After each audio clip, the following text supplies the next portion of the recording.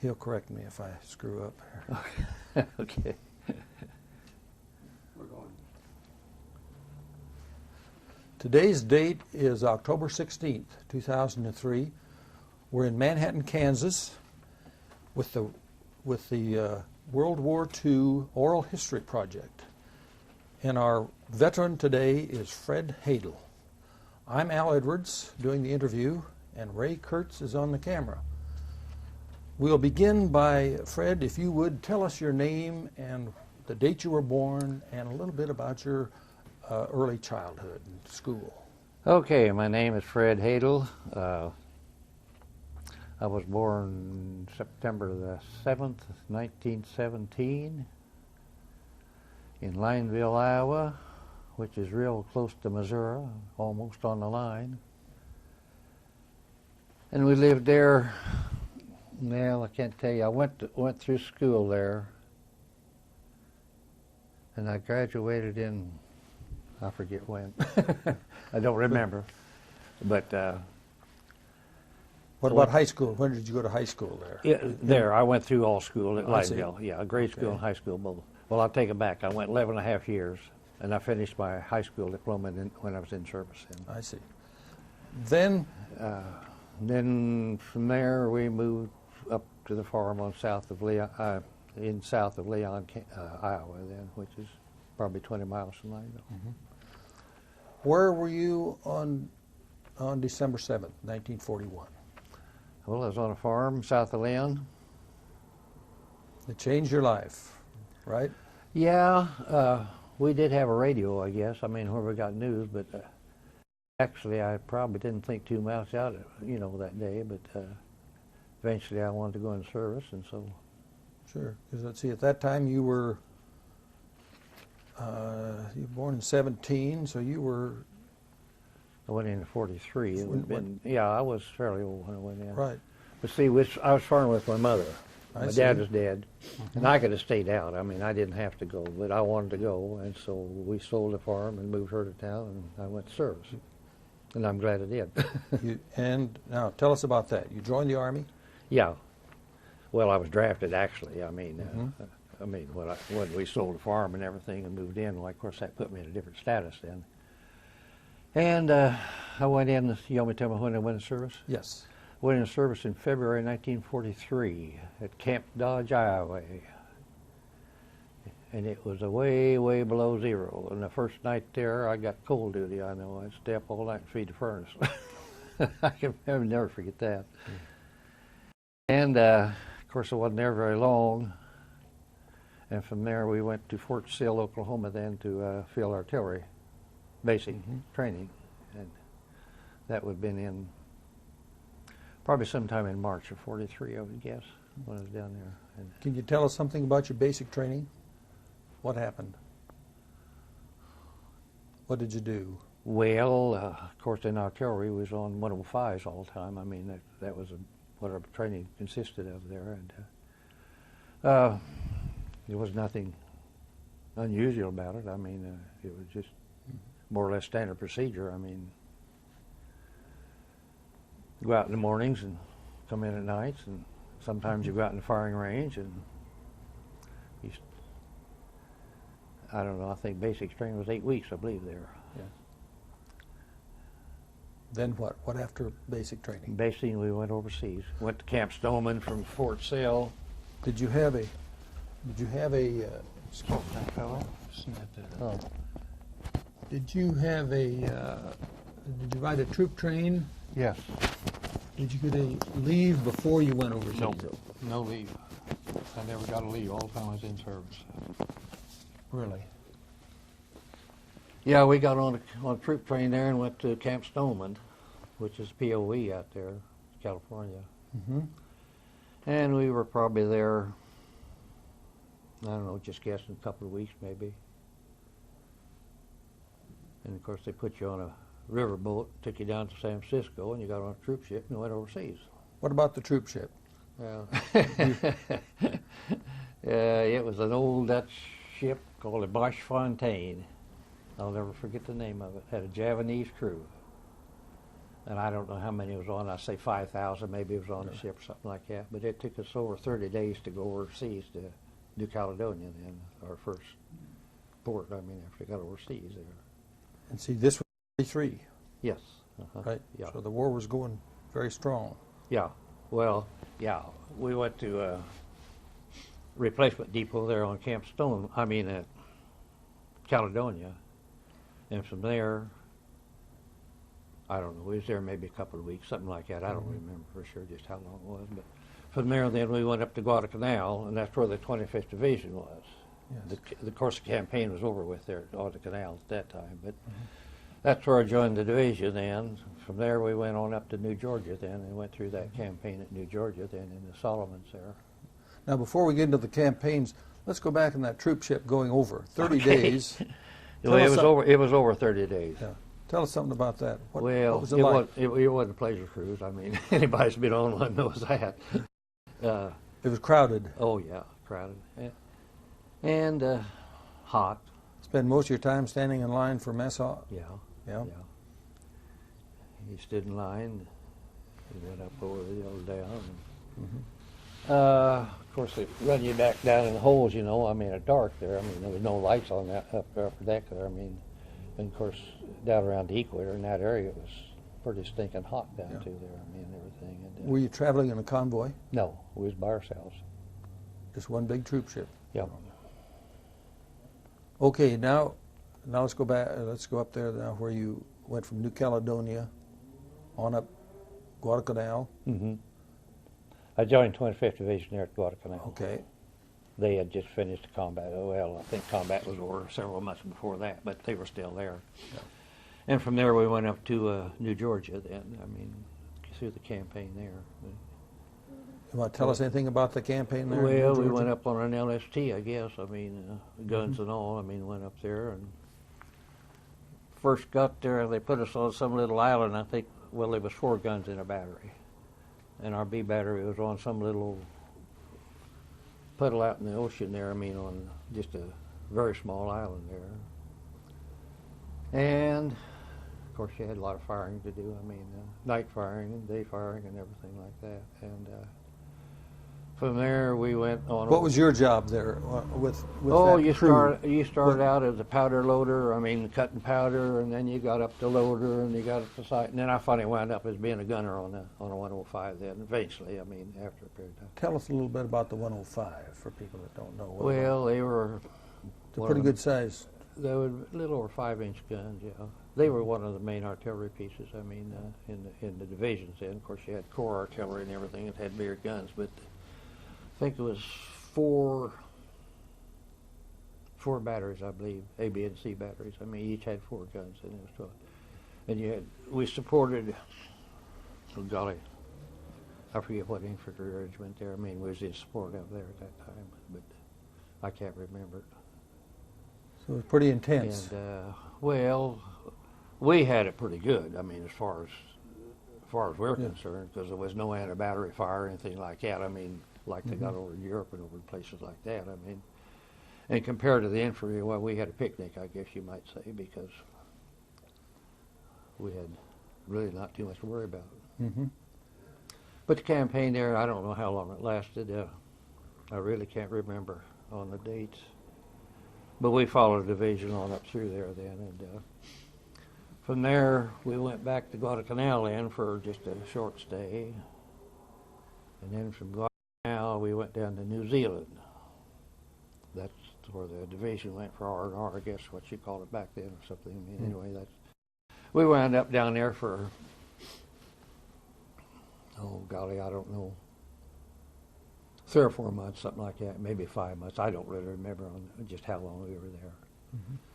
But then from New Zealand then, we came back up to New Caledonia.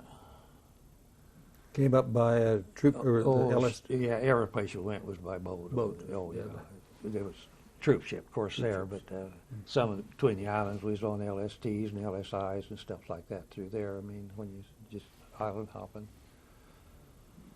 But from New Zealand, then we came back up to, like I say, to New Caledonia. And we were on New Caledonia for Oh, probably 6 or 8 months. I can't remember just exactly what it was there. And of course, he was in killing time, I guess you might say there. But he had a retreat parade every Sunday and all that good stuff and everything. And Working on equipment, keeping your equipment up, or yeah, I got in a motor pool and I got to drive the battery commander around there once in a while. mm-hmm. He'd go in Nemea, I guess, Nemea, or what they pronounce it over there. He'd take off on Friday evenings, go in there and spend all weekend. Well, I got to drive him down there, so I got to lounge around all weekend then. You spent the weekend down there then? Yeah, most of them, not all Uh-huh, of them. But yeah. I can't exactly remember what we did there. Not too much there. I mean, when we was in basic, oh, there's a lot of drilling and stuff like that, and all that good stuff. But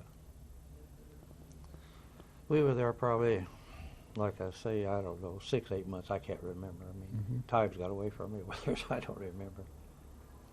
But from there, then we went to where we headed to Luzon, Philippines. From there, went up there. I can't remember how. I know we went to a little island called Manus Island. I don't know if you ever heard of that over there. No, it's northeast of New Guinea, and that's where the fleet was assembling. And I mean, to go into Luzon, it was probably ships as far as you could see. I mean, all over the whole staging area, I guess you might say. And this is going back up with MacArthur. Going back up to Luzon. Then. Right. We was on the invasion of Luzon then. Right. And I think we landed there about day plus 1, plus 2, I can't remember, something like that. And then, of course, we was there then all during the campaign through Luzon then and everything. And that was some pretty severe It was battles going on there. Well, yeah, I mean, like I say, we had it pretty good Yeah, over there you- because, but the poor guys in the infantry is what it caught. That was a long struggle. Yeah, it was pretty nasty. But instead of we were scheduled to go down to Manila, but somehow or other, I mean, plans got changed or something. They sent us back up, north through the valley there through Baguio, I mean, which is a big summer resort over there in the Philippines at that time. And we stayed there then until the campaign was over with, and come back down at Tarlac, I believe it was. It was in bivouac there for a while, and then from there we went up to Japan then. And Any on particular stories about Luzon that you want to tell us about that of interest? Oh, Probably a lot of them, but just something that catches your mind. That what kind of quarters were you in? well, living conditions, of course, were, kind of nasty because a lot of rain, a lot of mud. We were in tents. And if you had a tent, sometimes you didn't have a tent. I mean, it was in foxhole with our poncho overs and everything. And lots of soldiers, lots of people there. Yeah, well, sure. The only thing I can remember, I mean, as far as we're concerned on as anything critical, there was 2 Japs coming to camp one night. And they're supposed to have been guards on the gun, but I don't know what happened to them, or they were asleep or what. But anyway, they didn't see him. But one kid right next to me in a foxhole happened to wake up and see him, and he killed one of them. And the other one run down to the next battery where they got him down there. But that's about as close as anything I've ever come to over there. I mean, he got a lot of detail work there. He had islands, of course, was full of jungles and trees and everything. He had to go ahead and clean out a line of fire and everything, and of course you get stuck on those details. Why, it was something to do, I guess you might say. But you could, sleeping at night on some of those, you could hear Japanese barges running all over it and everything. Like I say, we had it pretty nice over there, really. You didn't see much air works going on or fireworks going on in the air at that time. That had pretty well diminished. Well, when we were on Guadalcanal, of course, it was right next to Henderson Field there. I mean, there was planes in and out all the time there. And, but as far as up at the front, you mean? Yeah. Yeah, they would strafe and napalm and stuff like that. We could see all that. Yeah. Yeah. Like a big 4th of July going on a lot of the time. Yeah, sometimes it was. Yeah. But Eating C rations, K rations. we had a lot of sea rations. Yeah. A lot of sea rations, a lot of sheep. I mean, well, goats we call them, I guess. Yeah. Coming in from Australia, New Zealand, or something. We got a lot of mutton over there. I mean, which is almost unedible, I think, as far as I'm concerned. You're not a connoisseur of lamb now. Well, it wasn't lamb. No. It was Sure. always from lamb. You could smell it cooking for probably 10 miles away. I mean, but actually the food wasn't that bad all the time. I mean, we lived. Probably gained weight on it. I don't know. Yeah.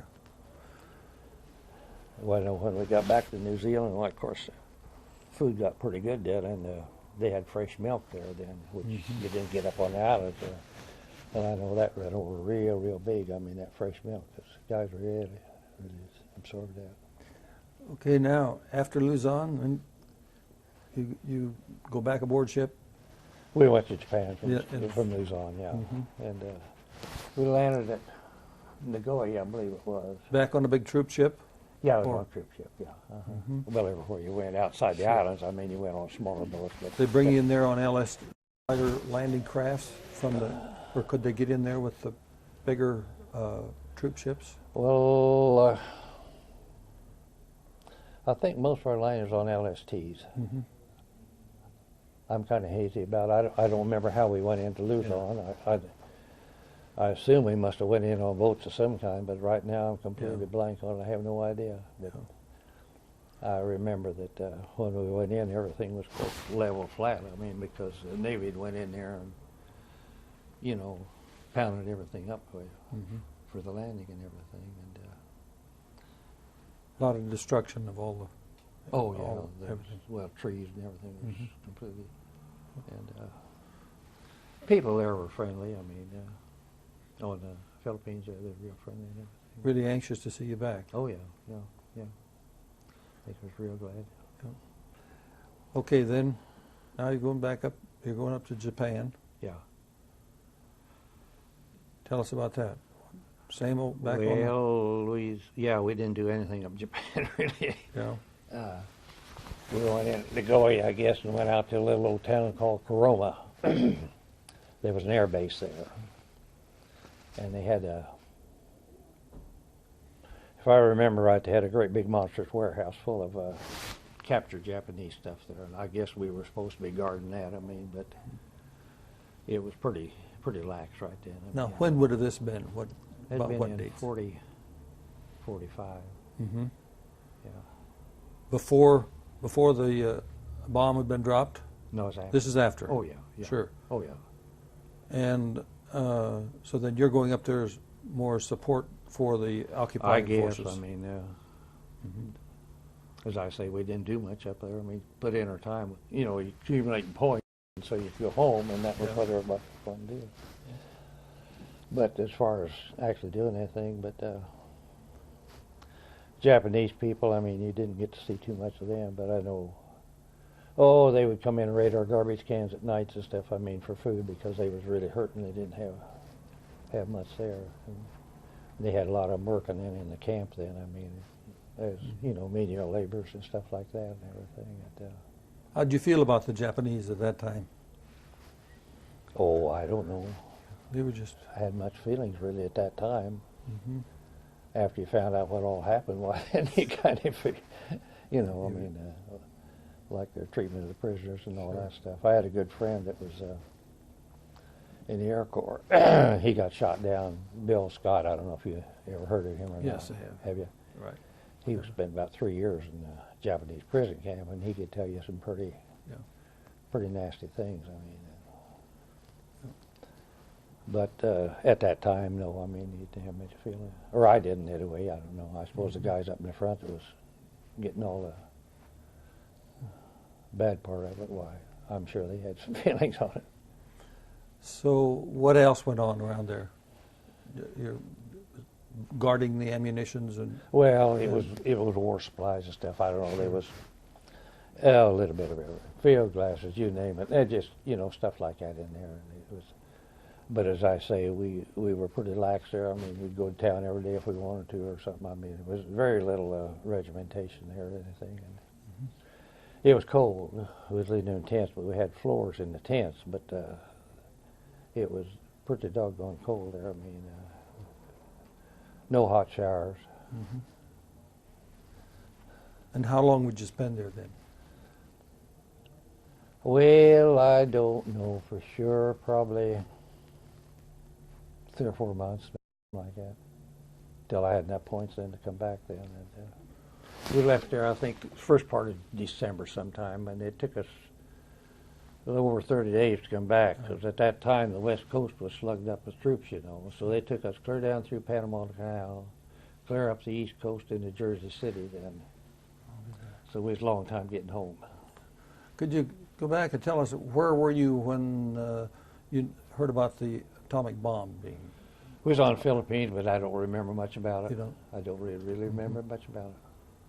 Pretty happy troops, though, when you heard that Well, it was winding down? And yeah, because we were scheduled to go in Kyushu sure. in the first part of November. Well, I mean, you probably know what they forecast on that. I mean, there's 1.5 million casualties going up there, so yeah, everybody was real glad to, I'm sure, to get out of there. Yeah.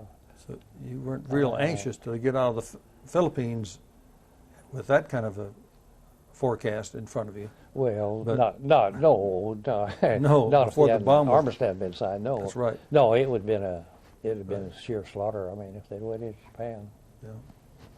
because the islands were bad enough in a lot of places over there, and it'd have been far worse, I think, if they'd have went into Japan. Yeah, I don't think anybody's looking forward to it. I'm sure not. I'm sure they weren't. No. Was the morale pretty good, though, with Oh your? yeah, I think so. with your Yeah. troops? As far as I know, I mean, I see nothing wrong. Yeah. Everybody was there doing their Oh, job, yeah. what Well, you'd been sure. I mean, trained to do.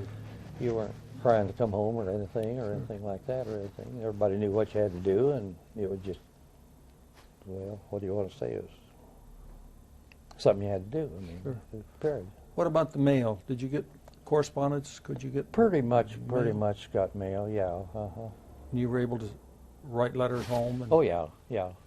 so you were kind of kept up to date.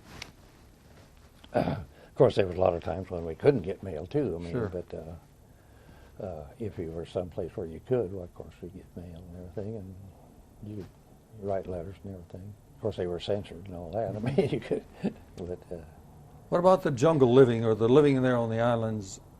There's a lot of malaria and lots of parasites. yeah, there was malaria and a lot of sickness of some kind. I don't know really what it was. People had trouble with their feet and legs. I think I don't. They had a name, but I don't remember what it was. Malaria, I don't know too much about it. I spent about 3 days in the hospital with it one time there, but of course, you had to take that Ativan every night. I mean, they stuck that in your mouth, so you had to take it all the time. But I don't remember too much in our. Of course, you knew you were captive artists. You knew what was going on in your outfit, and that was it. I mean, you didn't know anything like that. But I don't remember much malaria. I mean, of anybody there or anything like that. What about rumors? Did you hear a lot of rumors from? Not Or- really, no. I don't. You were pretty satisfied with what you? I what- don't remember them anyway. Yeah. If we did.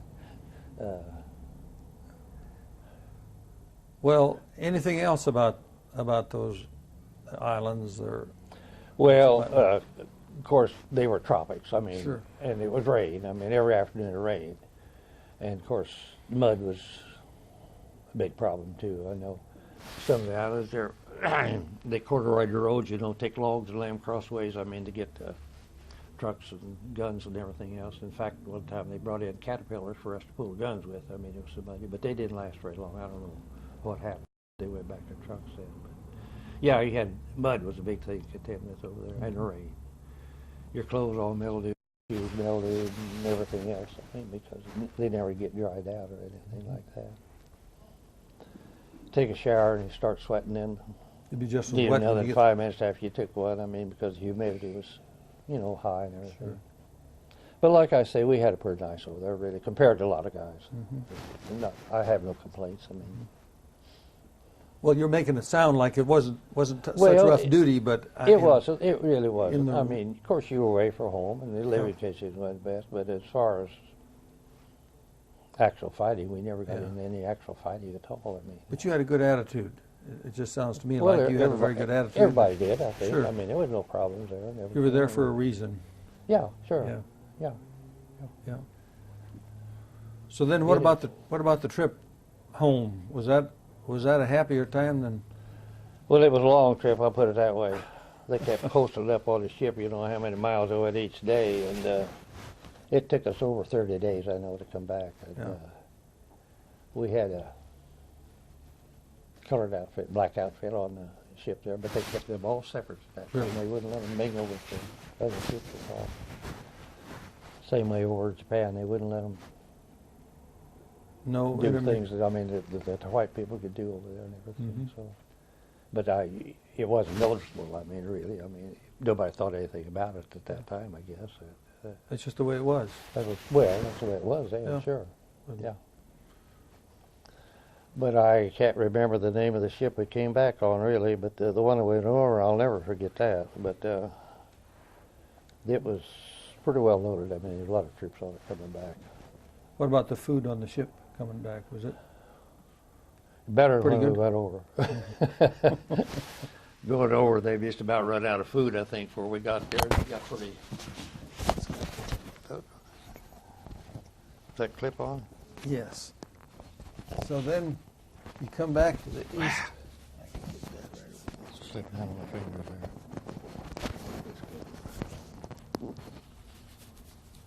Yes. There we go. You went round through the Panama Canal, the long way home, Long way home.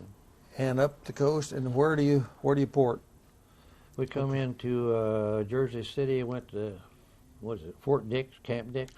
Fort Dix. Yeah, Fort Dix. Mm-hmm. And from there we took a troop train clear back across to Kansas then, and we got discharged at Leavenworth then. Mm-hmm. What about when you're coming into port? Is there a big homecoming? Is there a big If I remember parades? right, there was a welcome boat there, yeah, Sure. if I remember right. But say my memory's like kind of hazy on some of that Yeah. stuff anymore. Stuff you didn't have to remember, is it? But I'm pretty sure there was one there. Mm-hmm. I remember. Then you board the troop trains for Leavenworth.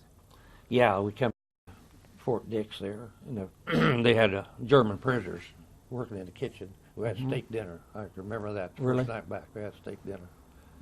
There's German prisoners all cooking there. Then we got on a regular troop train then to come back across. They had a mess car on it, and you had to use your mess kits and everything. I mean, coming back. Mm-hmm. Coming into Leavenworth, I think was in. Had to be right at the 1st of January in 46, so I got discharged then. So it was Yeah. cold. Was it cold? Oh, cold. I Little hope it bit. was cold. It was cold when I went in. It was cold when I got back. And then after being over there for about 3 years in a warm climate, why, it was a lot colder. Felt like. Yeah. See, you had no leave time from the time you got in until the time you got back. No. That's a long time, isn't it? Not in when I was before I re-enlisted. After I re-enlisted. Yes, but I mean after when No, you got not back dur- from overseas. Oh no, No. I never had from the time I went in, the time I got back first time. No, I didn't Yeah. have leave time. And I then don't know if anybody else did or not. there's a lot of them that didn't, but a lot Oh, of a them, lot quite of a few. Well, maybe some of them did. but few, most of- yeah. No, we went directly from basic to POE and went right overseas. Yeah. And everything. So then at Leavenworth, then Discharged there. you discharged there. Yeah. Mm-hmm. Then what'd you do? Tried to find a way to get home. Seemed like a long ways. Well, I can't remember for sure, but it was colder than all blue blazes. I think I went back to Kansas City and caught a bus and into home then. Home is still up in Iowa. Yeah, I was still living at Your, Leon. your mother? Yeah, my mother was still there, yeah. Mm-hmm. And fooled around there and drew that 5220 for a while and and couldn't find $20 a $20 a week for 52 50 weeks. Yep. Yeah. Couldn't find anything I wanted to do or anything, didn't know what I wanted to do, so I re-enlisted and went out to, got stationed out in Presidio, California. And that was a beautiful place to be. What rank were you when you got T5. discharged? T5. T5. Yeah, that's So why I that- stayed all the time. Then when you re-enlisted, you went back in as a Yeah. Yeah, same rank. Yeah. same rank. Yeah. Okay. But of course, everything at that time was pretty lax. You know, I mean, as I say, I got stationed out at Presidio, which is a beautiful, beautiful place. I mean, it was then, it isn't now. But And my wife was in the service too at that time. I mean, Oh. future wife, I guess I should say. She was stationed at Fort Stevens in Oregon, and she was lab technician in a hospital there. How did you meet her? Well, accidentally, yes. Anyway, they came, her and her three friends, I guess, three other whacks, came down to San Francisco then. I mean, they got transferred down there. And she went to work in finance then. And I don't know how we met on a blind date. I mean, is actually how we met. And we were married then, I think, in October then, that same year. So. Where was she from? Was she from? Wichita. I see. Yeah, she was.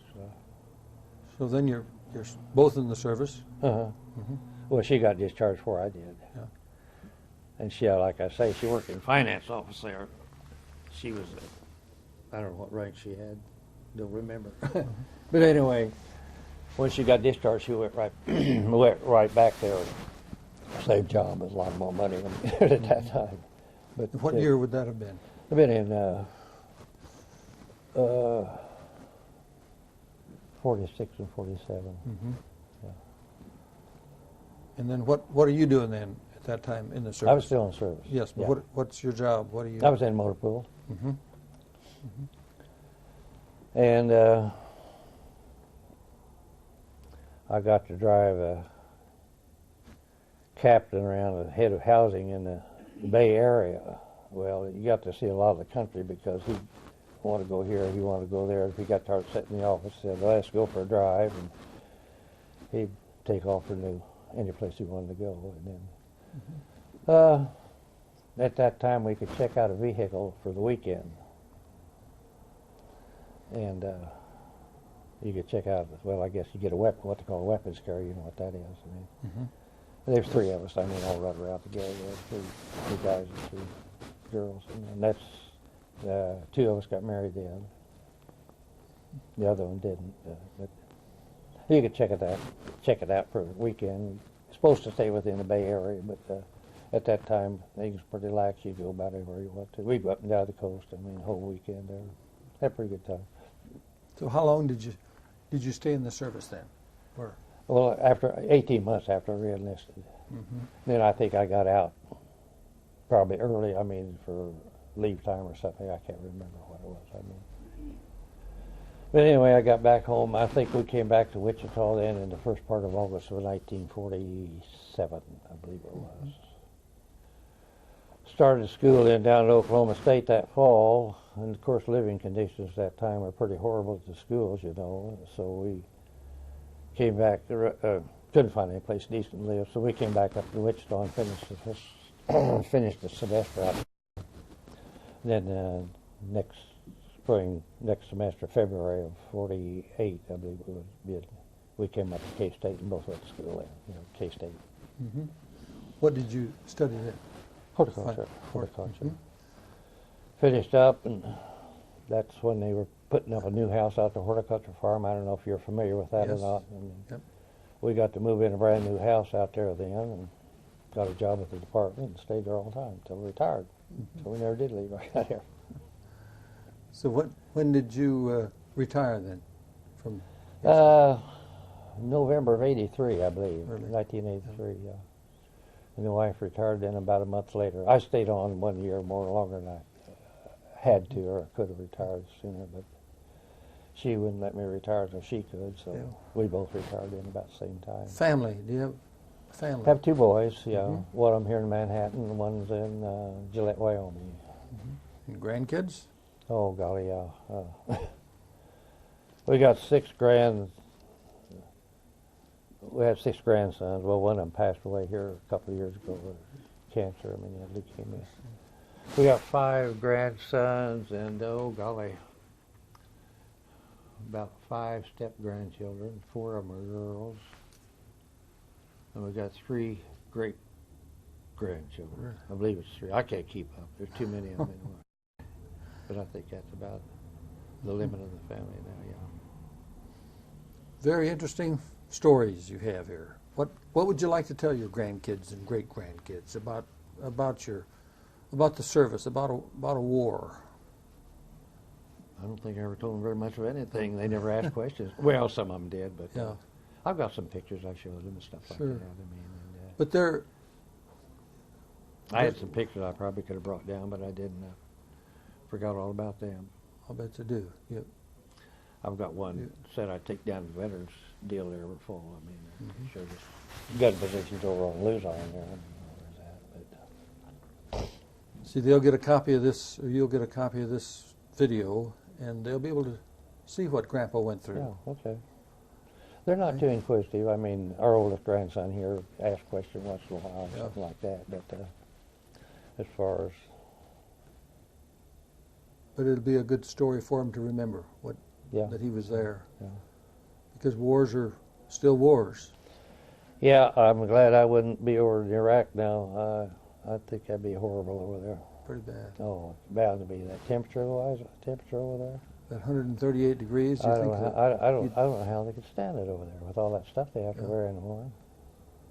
Well, when you went through the wet jungles, and Well, that- it's hot over there, but I mean, we have to wear all that stuff they're wearing Yeah, over there. I mean, that's true. down to a pair of jeans, and that was about it. I mean, but well, any other particular stories you want to relate to those grandkids and mm, about your time in the service or after the well, service? one of our sons went in and was spent 4 years in Vietnam. I mean, I don't know whether he enlisted or drafted. I think he more or less enlisted in that, but he spent 4 years over. Well, he actually was in Laos is where he actually wound up, but we didn't know it till he got home because he couldn't tell us where he was at then. It wasn't supposed to be there, but he went to Thailand originally then. But he don't say much about what happened over there either. Well, that's why the purpose of these oral histories are to try to record some of this information Yeah. that'll be lost when this generation is gone. Oh, yeah, yeah. And we need to know some of these things, because I think it's very important that the next generation knows. Well, sure. what I we- expect what there's a you lot of people forgot all about World War II. That's right. Yeah, I'm sure they have. Certainly. But Any other stories you'd like to relate to us, Fred? I can't think of any really. I mean, What about your horticultural work? Tell us something about that. oh, well, like I say, we came back up here in I think it was spring of '48, and we went to school here. And I went through in on a master's in horticulture, and we got. You remember Dr. Pickett? He used to Yes. do our horticulture. Well, we got the job out at the hort farm. That's when they was just starting with the house up and everything, and the research out there. And that's where we spent our time in research out at the horticulture farm then, in fruits mainly, and vegetables, and maintenance, and all that good stuff out there and everything. And So it's been an interesting ride you've had. oh, it was very nice out there. Hell yeah, I look forward to every year out there. I mean, especially during the fall of the year when apple harvest come and everything. It was real nice, yeah. Well, No, we've had pretty good life. I have no complaints whatsoever on anything. it's been very good to visit with you. Do you have any other closing remarks you'd like to leave us with? Or advice? We no, but World War II veterans are getting pretty scarce now. That's right. A few more years, there won't be too many of them left. What was I heard the other day? How many of them was going almost each day? Okay. It was 12 to 1,500. it was an awful lot of them. So Yeah. well, you stop to think. Most of us are getting pretty old anymore. That's right. Yep. So we're so grateful to have these stories recorded. Oh gosh, yeah, sure. We're wonderful. Now where will these all go? They'll go to the historical society, and then a Here- copy. here- The copy will be sent You mean to here in Riley County Historical. Historical. Yes. Okay, I Right. didn't know where they went. Riley County Historical Society. Okay, Yes. So they'll be on record. yeah. Thank you very much, Fred. Well, I've belonged to the VFW and the Legion for many, many years. And What would you say to the young veterans that have not joined those organizations? I think it's a good idea to join at least one of them anyway. I mean, or both of them if you can. I mean, well, I don't know how the Legion is, but the VFW is getting, well, hurting for members. I mean, younger members. I mean, Yeah. of course, all the World War II guys, I mean, they're disappearing pretty fast, and we're getting some, but not some. We're getting some Vietnam members, and but it's still going. I mean, it's still fiscal. Yeah. Okay, I mean, they're not in debt too much and everything, and they're making it go. I work bingo out down there about once a week. Good. But no, I think it's a good idea for them. If they don't go, at least join, be a member. Reunions? Have you ever had a reunion No, we with never have. with your unit, or do you keep in touch with any of those the people you were with? No, I watched the magazines for years there to see if there's any, and they never. One time I saw my outfit listed, 89th Field, Yeah. and I tried to contact them, but you had to go through the VFW somehow. I don't remember, and they had lost contact with him. So I never See. A lot of guys I was with from the East Coast. Well, thank you very much. Okay, I don't know.